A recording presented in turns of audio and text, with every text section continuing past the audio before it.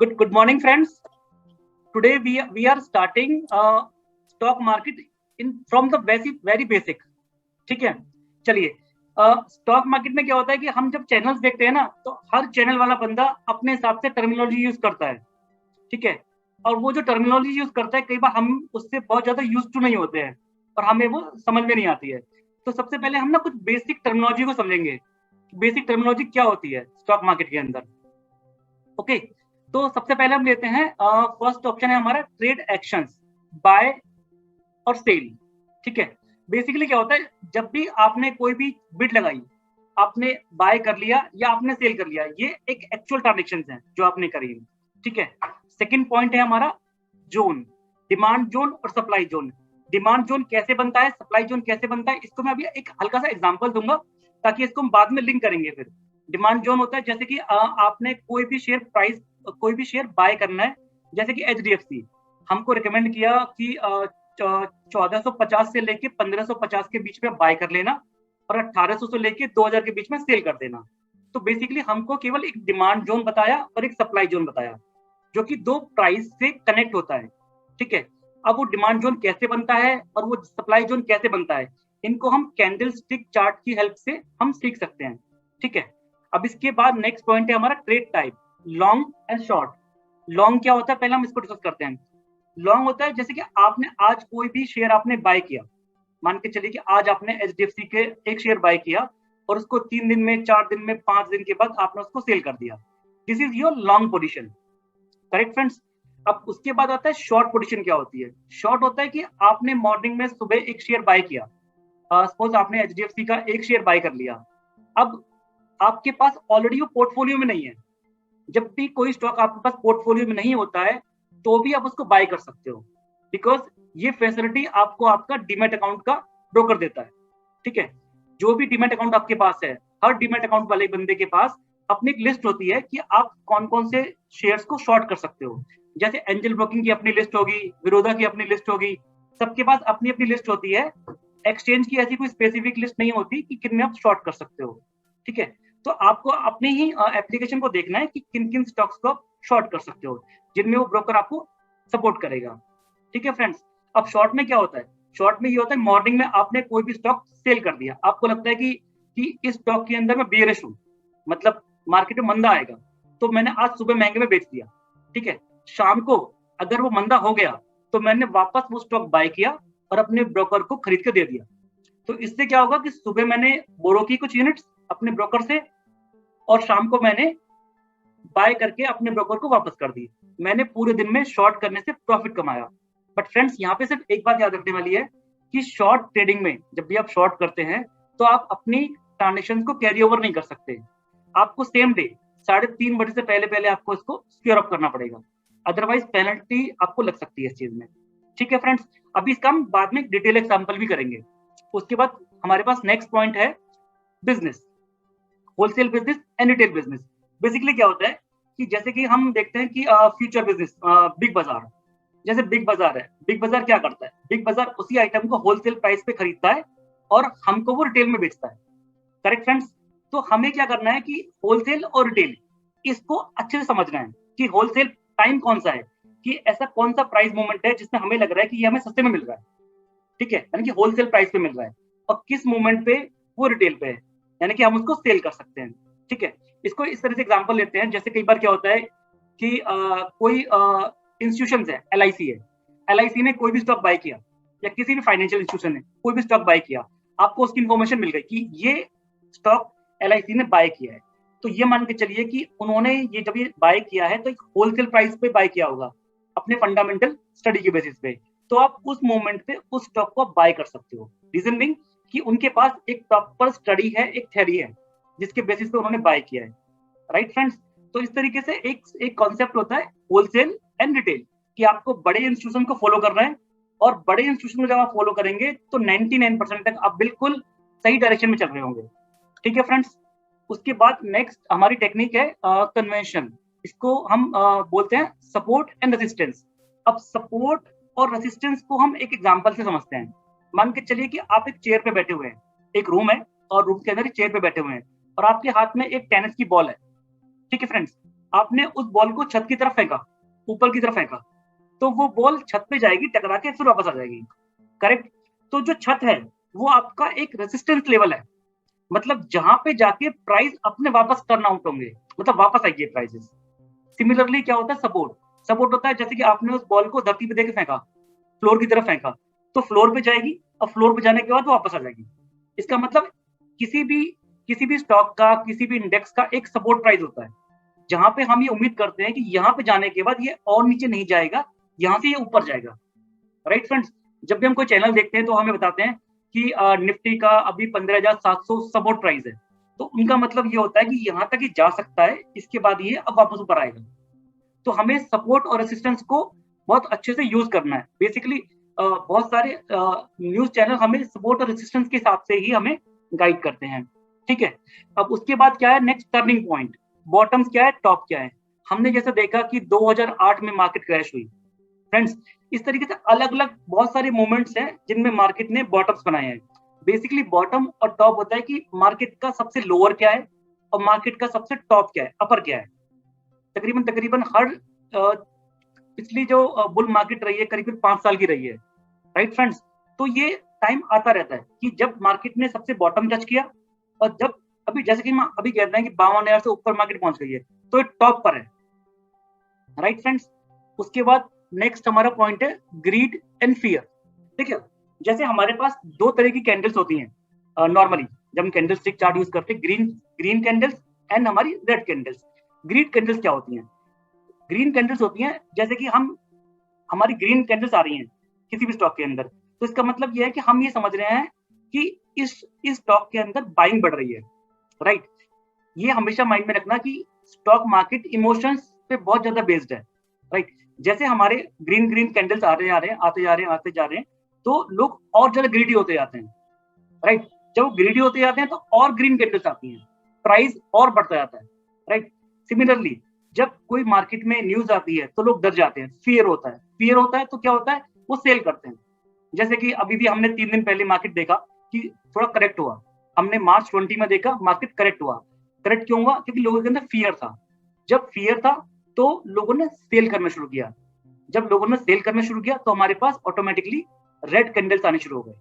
तो that means कि fear का मतलब सप्लाई, ज्यादा से ज्यादा लोग हमारे सेल करेंगे, और ग्रीड का मतलब बाय, डिमांड। ये सारी चीजें आपस में कनेक्टेड है, ठीक है फ्रेंड्स। नेक्स्ट हमारा है कलर। कलर हमने ऑलरेडी डिस्कस कर लिया है कि ग्रीन कलर मतलब बाय, राइट। फिर भी हम इसको अभी कलर ग्रीन क्यों होता है, रेड क्यों होता है, उसको हम जब कैंडल्स पढ़ेंगे तो हम इसको डिस्कस करेंगे, ठीक है फ्रेंड्स। अब अपने नेक्स्ट स्लाइड की तरफ चलते हैं हम।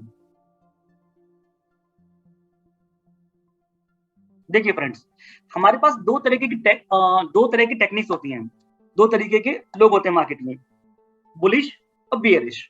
अब बुलिश और बियरिश में फर्क क्या है, सबसे पहले हमें ये समझना है बेसिकली क्या होता है कि हमें हमें ये समझना है कि इसका बुल ही नाम क्यों दिया और बियर ही नाम क्यों दिया, करेक्ट। इसको हमने टाइगरिश वगैरह क्यों नहीं बोला, या लॉयन नहीं बोला, टाइगर नहीं बोला, हम बुल क्यों बोलते हैं और बियर क्यों बोलते हैं। बेसिकली क्या होता है, इन दोनों में सबसे बड़ा डिफरेंस है इनकी अटैकिंग स्टाइल का। बुल क्या करता है, बुल नीचे से अटैक करता है और ऊपर की तरफ फेंकता है, और बियर क्या करता है, ऊपर से अटैक करता है, नीचे की तरफ लेके जाता है।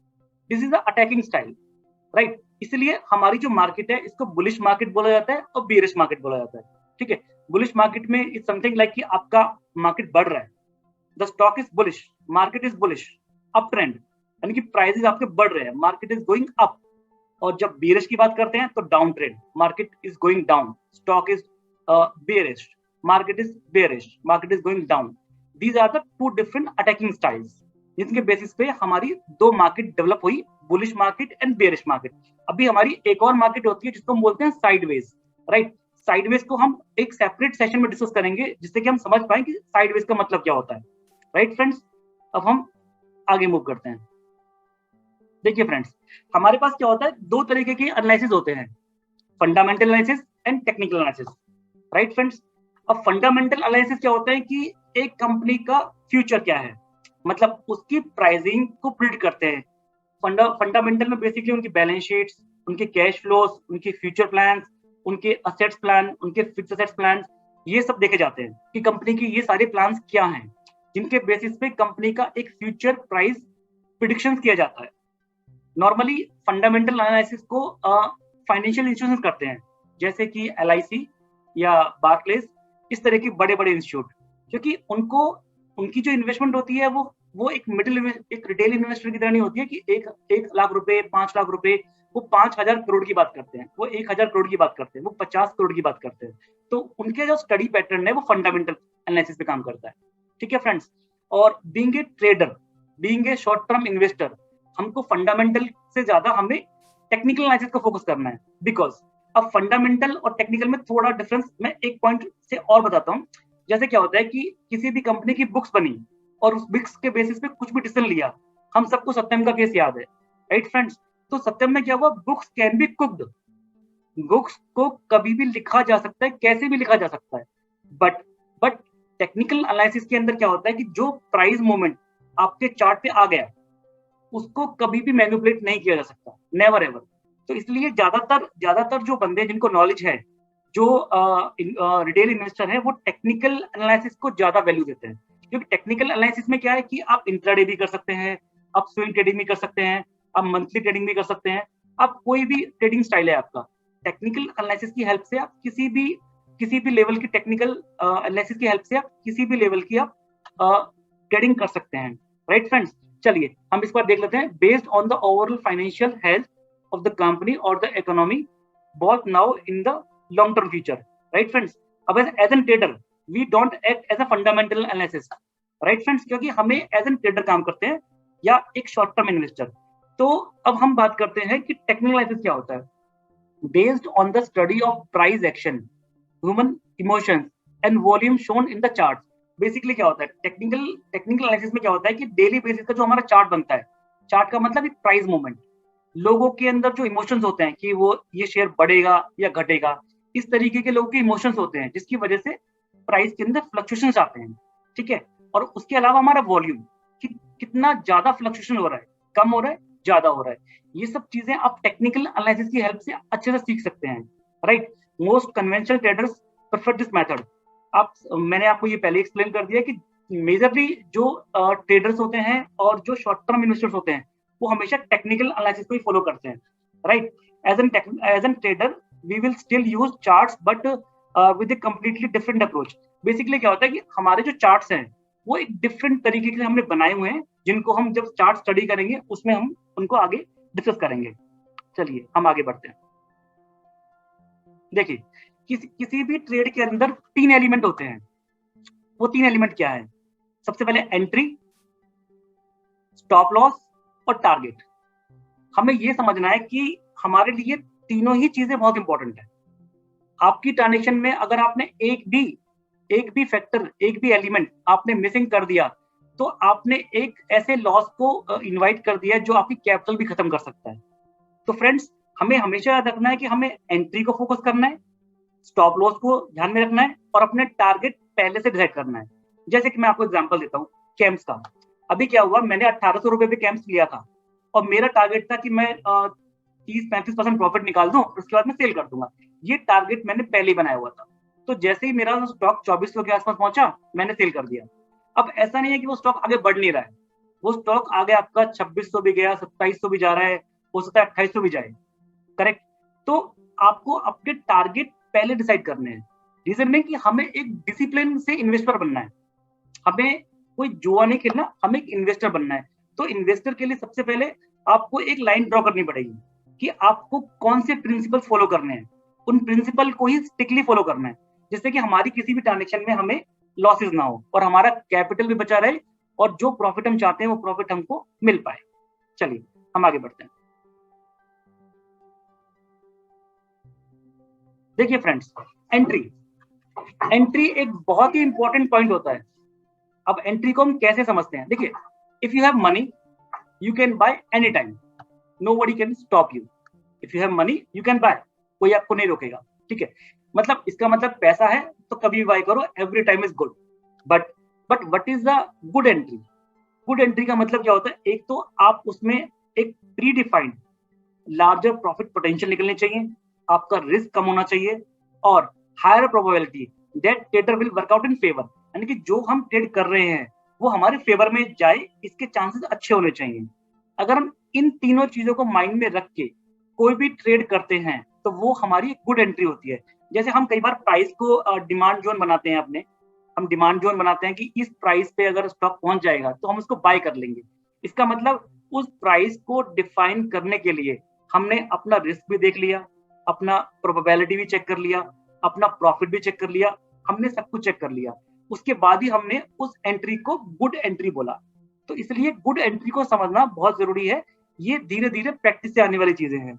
ओवरनाइट आप गुड एंट्री क्या है नहीं समझ सकते। जैसे आप ट्रेडिंग करना शुरू करेंगे तो in the journey of your stock market you will get it कि what is the time movement for a good entry. चलिए फ्रेंड्स, हम अपना आगे मूव करते हैं। देखिए फ्रेंड्स, अब यहाँ पे हमारा पॉइंट क्या है, एग्जिट। देखिए जैसे हमने एंट्री को समझा कि हम प्राइस पे बाय करेंगे, हम उसमें अपना प्रॉफिट देखेंगे, अपने रिस्क को मेजर करेंगे, सिमिलरली आपको अपने एग्जिट भी प्लान करना है। एग्जिट का मतलब आपको 30% प्रॉफिट चाहिए, आपने पहले से प्लान कर रखा है, आप पहले से प्लान करके चल रहे हैं, तो आपको उस मोमेंट पे आपका प्राइस आते ही आपको मार्केट से एग्जिट करना है। आपको नहीं सोचना कि उसके अंदर अभी वो और 10% बढ़ सकता है या 15% बढ़ सकता है। बिकॉज आप ये चीज सोचिए सर कि जैसे ही आपने वो एग्जिट किया, आपके पास पैसा आ गया, तो वो पैसा आपका फ्री है, आप उसको कहीं और यूज कर लीजिए, किसी और स्टॉक में इन्वेस्ट कर सकते हैं। राइट फ्रेंड्स, तो इसीलिए हमारे लिए बहुत इंपॉर्टेंट है कि एग्जिट को हम अपना पहले से प्लान करके चलें। ठीक है, तो अब हम समझते हैं एग्जिट क्या है। Exit is the act of closing A position. इसका मतलब आपने बाय किया, आज आपने सेल कर दिया, this is the exit. Exit पहले से प्लान होनी चाहिए, डिसिप्लिन होनी चाहिए, आपके अंदर ग्रीड बिल्कुल नहीं होनी चाहिए। आपने पहले से डिसाइड किया कि 30% 40% प्रॉफिट लेना है, तो 40% आने के बाद आप उसको एग्जिट कर दो। अब नॉर्मली प्रॉब्लम क्या होती है, नॉर्मली प्रॉब्लम क्या होती है कि आज हमने कोई स्टॉक लिया और लेने के बाद उसके अंदर मूवमेंट नहीं हुआ, या जो मूवमेंट हम चाहते हैं वो नहीं हुआ। हम चाहते हैं कि यहाँ से ये बढ़ेगा, बट मान के चलिए कि हमने एक स्टॉक लिया 500 रुपए का, और हम ये सोच रहे हैं कि ये अब स्टॉक यहाँ 500 रुपए हमारा एक गुड एंट्री पॉइंट है, यहाँ से अब ये बढ़ना चाहिए, बट वहां से वो नहीं बढ़ता है, वो 500 से अभी 490 पे आ गया। ठीक है फ्रेंड्स, तो 490 पे आने के बाद हो सकता है कि वो बढ़ना शुरू करे। तो इस तरीके की बहुत सारी सिचुएशंस आती हैं कि जो हम कैलकुलेशन करते हैं वो कैलकुलेशन जरूरी नहीं है कि हमारी 100% करेक्ट हो। राइट फ्रेंड्स, अब हमारी कैलकुलेशन कैसे कितनी करेक्ट हो सकती है उसके लिए अलग अलग स्टडी हैं, उनको हम सेपरेटली डिस्कस कर सकते हैं। ठीक है, तो यहाँ पे हमें क्या करना है, हमें इस बात को माइंड में रखना है कि हमको, अगर हम इन्वेस्टर हैं तो हमको इन्वेस्टर ही रहना है, अगर हम ट्रेडर हैं तो हमको ट्रेडर रहना है।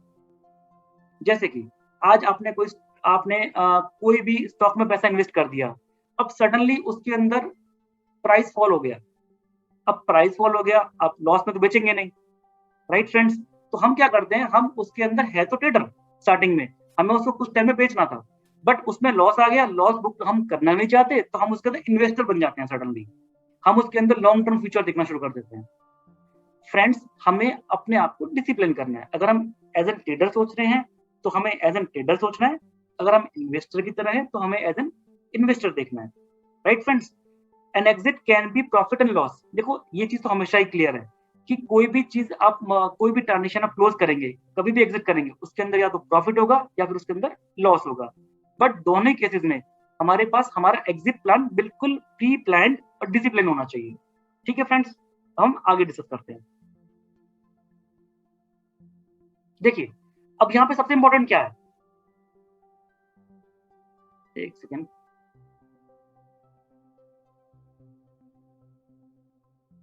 सबसे इंपॉर्टेंट है स्टॉप लॉस।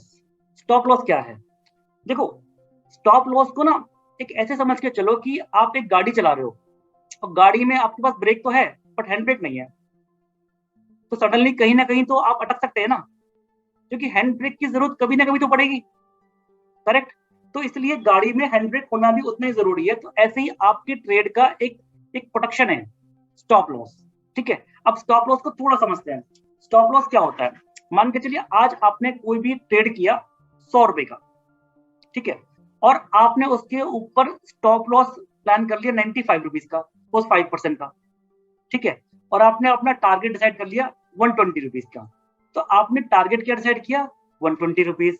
आपका ट्रेड प्राइस क्या है 100 रुपीज, आपका स्टॉप लॉस क्या है 95 रुपीज।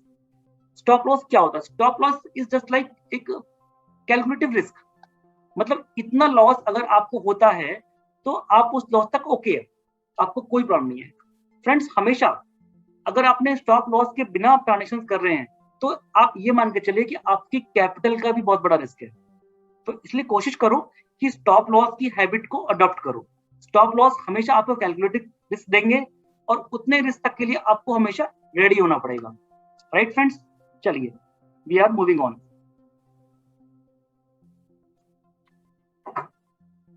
देखिए अब इसमें क्या है, target profit target is an order to exit a position for a pre defined gain. देखिए फ्रेंड्स, हमें क्या होता है कि हम पहले से ही ये डिसाइड करके चलते हैं कि ये हमारा टारगेट है हमारा, ठीक है। और किसी भी मूवमेंट पर आपके टारगेट अचीव हो जाते हैं और आप उसको बेचना भी चाहते हो, तो रियली में उस मोमेंट पे बेचना कई बार बहुत मुश्किल होता है। रीजन बीइंग कि आदमी के अंदर ग्रीड होती है कि शायद अभी ये स्टॉक यहाँ तक पहुंच गया है, अभी और बढ़ सकता है, अब ये और बढ़ सकता है। तो इसलिए किसी भी ट्रांजेक्शन के अंदर एग्जिट टारगेट प्राइस के हिसाब से लेना एक बहुत ही मुश्किल काम होता है। Right friends, is it critical part of any trade. Right friend, चलिए measure the reward of the trade can have multiple targets पर ट्रेड। देखो मैं आपको यहाँ पे एक चीज और बताता हूँ, जब भी हम कोई भी स्टॉक बाय करते हैं तो हमें हमेशा स्टॉक को अलग अलग पार्ट्स में बाय करना चाहिए। जैसे कि आपने 100 रुपीज पे बाय किया, आपको 500 स्टॉक लेने हैं एचडीएफसी बैंक के, आपका 1450 आया, आपने उस पर 200 शेयर ले लिया, 1450 से गिर के 1425 हो गया, आपने फिर 100 स्टॉक ले लिया। तो इस तरीके से आपको अपनी ट्रेडिंग स्टाइल के अंदर बाइंग की भी और सेलिंग की भी आपको कुछ छोटी छोटी टेक्निक्स यूज करनी पड़ेंगी। मेरी एक छोटी सी टेक्निक है, मैं आपको बताता हूँ। मैं बेसिकली क्या करता हूँ कि जब भी मुझे कोई भी ट्रांजेक्शन क्लोज करनी होती है तो मैं क्या करता हूँ, उसका एक स्टॉक छोड़ देता हूँ अपने पास। मान के चलिए कि मेरे पास 100 स्टॉक्स हैं एसबीआई कार्ड्स के, ठीक है, तो मैं 99 सेल कर दूंगा, एक स्टॉक को छोड़ दूंगा अपने पास। वो इसलिए कि एक स्टॉक से वो एक तो मेरे पोर्टफोलियो में मुझे मिलेगा और वो मुझे प्राइस के मूवमेंट का एक राइट बिल्कुल करंट अपडेट देता रहेगा मेरे को। तो ये टेक्निक्स आप यूज कर सकते हैं बाइंग करते वक्त भी और सेल करते वक्त भी। ठीक है फ्रेंड्स, हम आगे बढ़ते हैं। देखिए जैसे कि हमने अभी डिस्कस किया कि हमारे जो 3 चीजें हैं, एंट्री, स्टॉप लॉस और टारगेट, राइट, इसको हम सेट के माइंड ऑफ से यानी कि स्टॉप SET के तरीके से माइंड में रखेंगे तो ये हमेशा हमेशा हमें याद रहेगा। ठीक है, देखिए अब बीच में हमने एक पॉइंट डिस्कस किया था कि what is long position. What is long position? तो लॉन्ग पोजीशन होती है कि आपने जैसे इस मूवमेंट पे आपने एक स्टॉक बाय कर लिया 30 रुपीज का, राइट फ्रेंड्स, और इसके बाद इस स्टॉक के अंदर थोड़ी तेजी आनी शुरू हुई और हमने ये 40 रुपए पे बेच दिया और हमने प्रॉफिट कमाया 10 पॉइंट्स का। This is your long position, यानी कि आपने पहले खरीदा फिर बेचा, सिंपल। मतलब पहले आपने खरीदा और फिर आपने सेल कर दिया, this is a long position. आप इसको इंटरडे में भी कर सकते हैं, तब भी लॉन्ग पोजीशन ही होगी, या आप इसको एक दिन 2 दिन होल्ड भी करेंगे तब भी लॉन्ग पोजीशन ही मानी जाएगी। ठीक है, अब हम डिस्कस करते हैं शॉर्ट पोजीशन क्या होती है। शॉर्ट पोजीशन, शॉर्ट में क्या किया, हमने पहले सेल कर दिया। अब सेल करने के बाद हमारे को ये एक्सपेक्टेशन है कि प्राइस जो है हमारा कम होगा। आज हमने 40 रुपए बेच दिया, हमको उम्मीद है कि वो आगे कम होगा, और जब कम होगा तो हम उसको बाय कर लेंगे। और बाय करने के बाद हम अपने ब्रोकर को जिससे हमने बोरो करके यूनिट सेल करी है, हम उसको वापस कर देंगे। तो इस तरीके से ये है एक शॉर्ट पोजीशन, और शॉर्ट पोजीशन से भी आप प्रॉफिट कमा सकते हैं। बट यहाँ पे एक छोटा सा पॉइंट है जो आपको हमेशा माइंड रखना पड़ेगा। स्टॉक्स में जो हम कैश में बाय कर सकते हैं, कैश में कभी भी स्टॉक जो बाय किए जाते हैं उनके अंदर आप अपनी ट्रांजेक्शन्स को कैरी फॉरवर्ड नहीं कर सकते, जैसे कि हम फ्यूचर और ऑप्शंस में करते हैं। यानी कि कैश में जो भी शॉर्ट किया जाता है उसको आपको सेम डे तक 3:30 बजे से पहले पहले अपनी ट्रांजेक्शन को सिक्योर अप करना पड़ेगा, अदरवाइज वो ऑटोमेटिकली हो जाएगी और पेनल्टी भी आपको लग सकती है। तो आपको हमेशा याद रखना है कि अगर आप किसी भी स्टॉक के अंदर बियरिश हैं, आपको लगता है कि ये स्टॉक गिरेगा, आज 20% गिर सकता है, 10% गिर सकता है, जैसे बीच में अडानी में हुआ, अडानी में गिरा तो आप शॉर्ट कर देते, मॉर्निंग में आपने शॉर्ट किया और शाम तक आप बाय कर लो, तो आप प्रॉफिट कमा सकते थे। तो इस तरीके की मार्केट में अंदर आपके पास दोनों ही सिचुएशन आती हैं कि लॉन्ग पोजीशन की भी और शॉर्ट की भी, बट शॉर्ट बहुत रिस्की है और बहुत अच्छी कैलकुलेशन करने के बाद ही आप शॉर्ट करें, क्योंकि शॉर्ट में आप ट्रांजेक्शन को कैरी ओवर नहीं कर सकते, लॉन्ग में कर सकते हो। आपने आज सुबह बाय किया, प्राइस बढ़ा नहीं, घट गया, कोई बात नहीं, हमारे पास कैश में बाय, हम इसको कैरी ओवर कर लेते हैं। बट शॉर्ट के अंदर क्योंकि कैरी ओवर करने का ऑप्शन नहीं होता है, तो शॉर्ट करते वक्त हमें बहुत ध्यान रखना पड़ेगा। चलिए फ्रेंड्स, हम आगे बढ़ते हैं। ये वही चीज है हमारी जो हमने अभी डिस्कस करी कि आपने पहले बाय किया, फिर आपने सेल कर दिया, this is your long position. फिर हमने शॉर्ट किया, पहले हमने सेल किया, फिर हमने उसको बाद में बाय कर लिया। अब यहाँ पे एक चीज समझने वाली है जो जो बहुत इंपॉर्टेंट है कि यहाँ पे स्टॉप लॉस का रेलिवेंट क्या है। दोस्तों, आज आपने कोई स्टॉक खरीदा 100 रुपीज का, तो उसका स्टॉप लॉस क्या होगा, 102 या 98? 99% लोग इसका जवाब में कई बार कंफ्यूज हो जाते हैं। ठीक है, तो हमेशा आपको याद रखना है कि जब आप बाय करते हैं, लॉन्ग पोजीशन लेते हैं, लॉन्ग पोजीशन आप लेते हैं, तो आपने अगर 100 रुपीज का आपने कोई भी स्टॉक बाय किया है, तो आपका स्टॉप लॉस हमेशा बाइंग प्राइस से नीचे का ही होगा, क्योंकि वो आपको एक प्रोटेक्शन दे रहा है, राइट फ्रेंड्स, कि उससे नीचे अगर प्राइस गया शेयर का, तो ऑटोमेटिकली आपकी ट्रांजेक्शन जो है ट्रिगर हो जाएगी और आपको केवल कैलकुलेटिव रिस्क होगा, उससे ज्यादा का आपको रिस्क नहीं होगा। ये स्टॉप लॉस का मेन फीचर है। अब देखिए हम शॉर्ट पोजीशन के अंदर कैसे स्टॉप लॉस लगाते हैं। मान के चलिए आपने एक स्टॉक को बेचा 100 रुपए का, आपने उसको मॉर्निंग में सेल आउट कर दिया। अब आपको ये एक्सपेक्टेशन है कि शाम तक वो स्टॉक जो है 90 रुपीज का आ जाएगा, शाम तक वो 3:30 बजे से पहले पहले वो 90 रुपीज का हो सकता है। तो आपने मॉर्निंग में उसको सेल कर दिया विद द प्रोटेक्शन कि वो 90 रुपीज का हो जाएगा। तो आपका स्टॉप लॉस क्या होगा, आपका स्टॉप लॉस क्या होगा, अगर उस स्टॉक का प्राइस आपका 100 से 90 नहीं हुआ, 105 हो गया, 110 हो गया, तो आपका जो है लॉस बढ़ना शुरू हो जाएगा। क्यों? क्योंकि आपको फिर महंगे प्राइस पे बाय करना पड़ेगा। तो उस केस में क्या होगा, जब भी आप शॉर्ट पोजीशन में जाते हैं, तो आपका स्टॉप लॉस हमेशा ऊपर की तरफ होगा। यानी कि आपने अगर 100 रुपीज का कोई स्टॉक सेल किया है, तो आपका जो है स्टॉप लॉस जो होगा वो 102 होगा या 103 होगा, कि जहां तक आप लॉस को बियर कर सकते हैं। This is the stop loss in long position and stock position. चलिए फ्रेंड्स, हम आगे बढ़ते हैं। देखिए, अब ये हमारी स्लाइड का सबसे इंपॉर्टेंट चीज है, इसको हम बोलते हैं reward to risk ratio. Reward to risk ratio हमेशा ही बहुत इंपॉर्टेंट है, और ट्रेडिंग में तो ये बहुत ही इंपॉर्टेंट है। ये समझना कि हम कितना रुपए का रिस्क ले रहे हैं, कितना रुपया कमाने के लिए। चलिए हम अपने इस एग्जांपल को डिस्कस करते हैं। हमारे इस एग्जांपल के अंदर हमने एक स्टॉक बाय किया 20 रुपए का, ठीक है फ्रेंड्स, और हमने उस पर स्टॉप लॉस लगाया 19 रुपए 50 पैसे का, यानी कि 50 पैसे का हमने उसके ऊपर स्टॉप लॉस लगाया। ठीक है, कि हम 50 पैसे तक का नुकसान होगा तो हम बियर कर लेंगे, इतना रिस्क तो कोई प्रॉब्लम नहीं है, यहाँ तक रिस्क मैनेजेबल है।